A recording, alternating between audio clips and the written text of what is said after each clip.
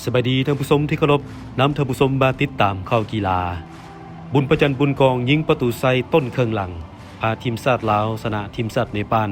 ส่งท้ายเตะบานซ้ายชิงแชมป์อาเซียน2027รอบคัดเลือก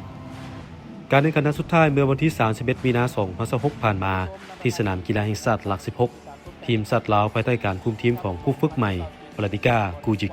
ผู้ฝึกสาวแซกบีดวลกับทีมชาติเนปาลได้คู่ฝึกใหม่เช่นกันจูเดโมอาเรนาคู่ฝึกสาวอิตาลีอดีตคู่ฝึกทีมชาติลาวอยู่23ปี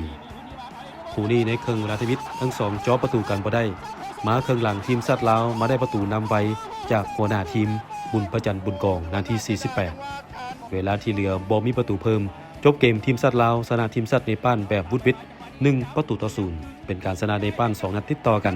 เพิ่มสถิติชนะเนปาล2เสมอ2เสีย3ผลอีกคนหนึ่งในกลุ่มเดียวกันเวียดนามเปิดบ้านชนะมาเลเซีย 3-1 กลุ่ม F จบการแข่งขัน6นัดทุกทีมเวียดนามชนะ6นัดรวดเก็บ18คะแนนเต็มผู้อันดับที่1ของกลุ่มได้สิทธิ์ไปแข่งขันในรอบสุดท้ายเป็นครั้งที่3ติดต่อกันขณะที่มาเลเซียมี9คะแนนลาวมี6คะแนนและเนปาลมี3คะแนนตกรอบทั้ง3ทีมความจริงนัดนี้ถึงแม้ว่าผลการแข่งขันจะออกมาแนวใดก็ตามลาวกับเนปาลก็ตกรอบคัดเลือกก่อนหน้านี้แล้วแต่ในความหมายลึกซึ้งของเกมนี้ยังคงมีความสำคัญต่อทั้ง2ทีมโดยเฉพาะเรื่องของศักดิ์ศรีก็คือสถิติการพบกันรวมไปถึงการเก็บคะแนนสะสมเพื่อการจัดอันดับโลกและอันดับทวีปที่ส่งผลบวกต่อทีมชาติในการแย่งแย่งสิทธิ์ที่ได้เปรียบในการแข่งขันรายการต่อๆไปในต่อหน้าที่จะสร้างผลประโยชน์แก่สหพันธ์บาลเตะของประเทศนักกีฬาก็คือวงการบาลเตะลาวและประเทศชาติ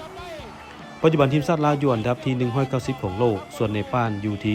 182ของโลกรอท่าติดตามกันว่าการจัดอันดับโลกใหม่ทีมชาติลาวซึ่งตามคะแนนคาดว่าจะขึ้นประมาณ5อันดับและเนปาลอันดับจะอยู่ที่เท่าใดแต่คาดว่าทั้ง2ทีมถ้าเทียบใส่ผลงานของทีมอื่นๆอันดับน่าจะยับขึ้น